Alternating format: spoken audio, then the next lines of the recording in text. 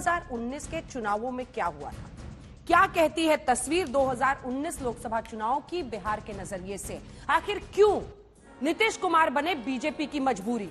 वजह है 2019 में वो समीकरण जो उन्होंने साधा था जेडीयू के साथ गठबंधन करके, और इसीलिए उसी जादू को एक बार फिर से दोहराने के लिए, बावजूद इसके कि मतलब आप कह सकते हैं कटुता इससे ज्यादा नहीं हो सकती रिश्तों में जो नीतीश कुमार के साथ थी, लेकिन बावजूद इसके साथ फिर से दोनों का बन गया है। तो सबसे पहले 2019 के नतीजे आपके सामने रखते हैं। एनडीए की तरफ से अगर आप देखें तो 17 सीटों पर बीजेपी लड़ी थी और 17 की 17 सीटें जीत गई थी।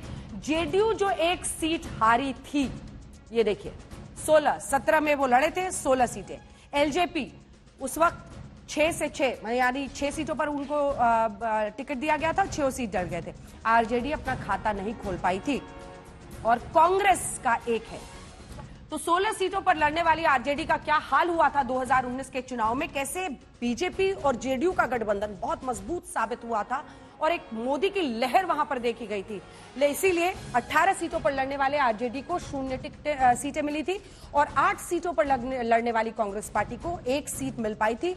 वहीं आरएलएसपी साथ में थे उस वक्त महागठबंधन में, जीतन राम मांझी की पार्टी एचएएम भी उनके साथ थी।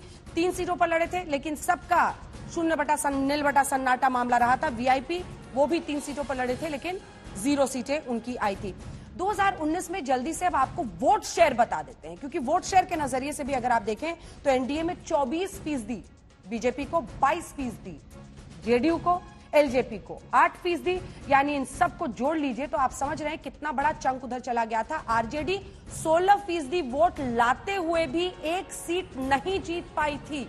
यानी ऐसा नहीं है कि वोट प्रतिशत में अगर आप देखें तो आरजेडी बहुत पीछे रह गई थी। 16% उनके वोट्स आए थे, लेकिन सीट में कन्वर्ट नहीं हुआ। वहीं कांग्रेस 8% वोटों के साथ 1 सीट ला पाई थी। 4% आप देख रहे हैं आरएलएसपी, एचएएम को 2% ही वीआईपी को भी मिली थी। बिहार का जो जातीय समीकरण है जल्दी से आपको बता देते हैं, क्योंकि जाति कोई इनकार करे, हाँ करे ना करे, लेकिन बहुत बड़ा फैक्टर है बिहार के पॉलिटिक्स में, कम से कम बिहार यूपी में। वहीं पर अगर आप देखें तो सामान्य 16%, ओबीसी 27%, ईबीसी 36% वहां पर है, दलित वहां पर 19% है, आदिवासी वहां पर 2% है। बिहार का जो जातीय समीकरण है उसमें अगर हम आपको दिखाएं तो यादव लगभग 14% हैं, और इसीलिए बार बार कहा जाता है एमवाई फैक्टर आरजेडी के लिए बहुत लंबे वक्त तक वहां पर काम किया था, और जो सोशल इंजीनियरिंग एक्सट्रीमली बैकवर्ड का नीतीश कुमार ने किया वो उनको आरजेडी को एक वक्त पर परास्त करने में बहुत बड़ा फैक्टर साबित हुआ था। तो वहां पर 14% यादव है, कुर्मी लगभग 3% है, कुशवाहा 4%, बनिया 2%, ब्राह्मण 4%, भूमिहार 3%, राजपूत 4%, मुसहर 3%, मल्लाह 3% और मुस्लिम 17%। तो यही बार बार बीजेपी कहती थी और तो जो अन्य पार्टियां हैं कि ये जो यादव 14% और 17% मुस्लिम है, इन दोनों को जोड़कर एमवाई समीकरण को साधकर आरजेडी लंबे वक्त तक बिहार में राज करती रही। अब बिहार में किसके साथ कौन सी जाति है, ये लोकनीति सीएसडीएस के सर्वे के मुताबिक, यानी संजय कुमार जी ये समझाएंगे कि ये आंकड़े क्या कह रहे हैं, उन्हीं के ऑर्गेनाइजेशन की तरफ से सर्वे में ये है। 2019 में जो अगड़े हैं वो 5% यूपीए की तरफ गए और 65% एनडीए की तरफ, जबकि अन्य की तरफ 30%। यादवों पर आइए तो 55% यूपीए की तरफ गए, 21% एनडीए की तरफ गए। ये बहुत मैटर करता है। वहीं अगर आप विधानसभा चुनाएंगे देखेंगे तो ऐसा ट्रेंड नहीं रहता है, यानी इतनी तादाद में यादव शायद एनडीए को वोट नहीं देते हैं, लेकिन लोकसभा चुनाव में वो बीजेपी की तरफ, एनडीए की तरफ उनका रुझान दिखा। 21% उनको वोट आए, वहीं 24% अन्य की तरफ। कोयरी कुर्मी 7% यूपीए, और जो ये गढ़ माना जाता है नीतीश कुमार का, वहां पर 70% एनडीए को वोट गया, 23% अन्य को। अन्य ओबीसी जो है वो 9% गए यूपीए की तरफ, तो 76% एनडीए की तरफ। ये वाला एनडीए कौन सा है? बीजेपी जेडीयू एलजेपी वाला गठबंधन है एनडीए का, याद रखिएगा, जो फिर से पुनः बन गया है। दलित 5% अगर यूपीए की तरफ गए तो 76%। ये भी बहुत बड़ा फैक्टर रहा था, जिसको आप कह सकते हैं क्लीन स्वीप एनडीए के लिए वहां पर हुआ था, 19% आने को। मुस्लिम पलट जाता है मामला, 77% यूपीए की तरफ, एनडीए की तरफ 6%, 17% अन्य की तरफ। अब बिहार में किसके साथ कौन सी जाति है, तो आरजेडी प्लस को हम आपको जल्दी से दिखा दे रहे हैं, ये ट्रैकर के जरिए आप समझ जाएंगे। जो कुल वोट शेयर है उसमें 44%, फिर 2009 आते आते 25% और 2014 में लगभग 30%। अगला आइए, अगले का अगर हम आपको दिखाएं, 25 से 10 पर आते हैं और 10 से फिर 6 पे फिसल जाते हैं। ये भी लोक नीति CSDS का है।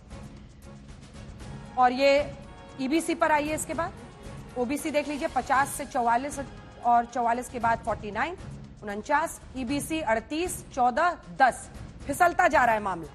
वहीं दलित पर आइए, फिर फिसलेगा मामला जबरदस्त, 44 से नीचे 11 पर पहुंच गए 2019 आते आते। मुस्लिम लेकिन आप कह सकते हैं बाय एंड लार्ज इंटैक्ट है, 74%, 30%, 68%। ये हम आपको नंबर्स दिखा रहे हैं। बिहार में किसके साथ कौन सी जाति में, RJD प्लस में, ये 3 फैक्टर्स हैं। और इसके बाद NDA पर सीधा आ जाइए, जो 8 नंबर का ग्राफिक्स है, जल्दी से सीधा आ जाइए 8 नंबर के ग्राफिक्स में NDA का पक्ष दिखाते हुए। ये देखिए कुल जो वोट शेयर है 36 से 37, लगभग 38 पे, और उसके बाद से लगभग 39 पर पहुंच गया। अगड़े 63, 60, 77, ये देखिए बढ़ता जा रहा है, 63, 60, 77 अगड़े। अगले पर आइए, OBC 38 से 32, 32 से 21। ये 2014 की हम बात कर रहे हैं, 19 की नहीं, 19 के नंबर्स हमने आपको पहले दिखा दिए। उसके बाद से EBC पर आइए, EBC 36 से 56 और फिर 52, गिरावट है। वहीं अगर आप दलित पर जाइए, 30%, उसके बाद 29, फिर 43। नीतीश NDA में उस वक्त नहीं थे, ये याद रखिए, 2014 की जब बात हो रही है।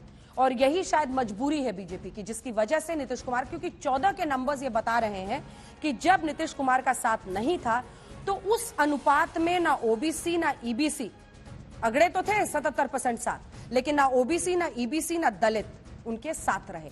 40-50 के आसपास जो आंकड़ा इनका रहा, वो जब 19 में साथ आए तो 70 प्लस पर पहुंच गया। ये बताता है कि क्यों नीतीश कुमार बीजेपी की मजबूरी है जब बात लोकसभा चुनाव की होती है। इससे पहले कि हम चर्चा की शुरुआत करें, आइए जल्दी से आपको अपनी ये रिपोर्ट दिखा दें।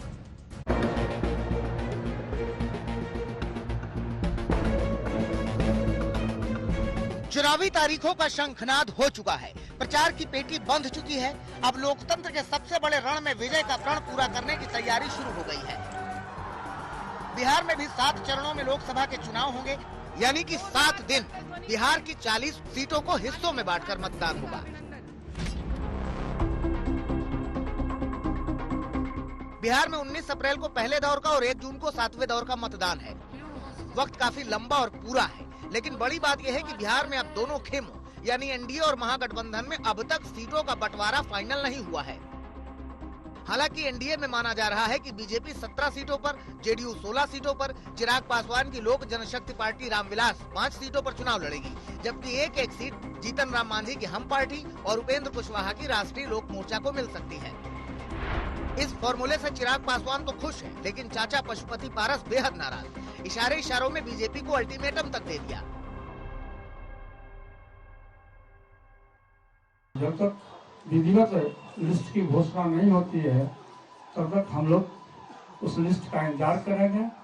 घोषणा के बाद यदि हमको उचित सम्मान नहीं दिया गया तो हमारी पार्टी और हम लोग स्वतंत्र हैं, हमारा दरवाजा खुला हुआ, कहीं भी जाने के लिए हम फ्री हैं।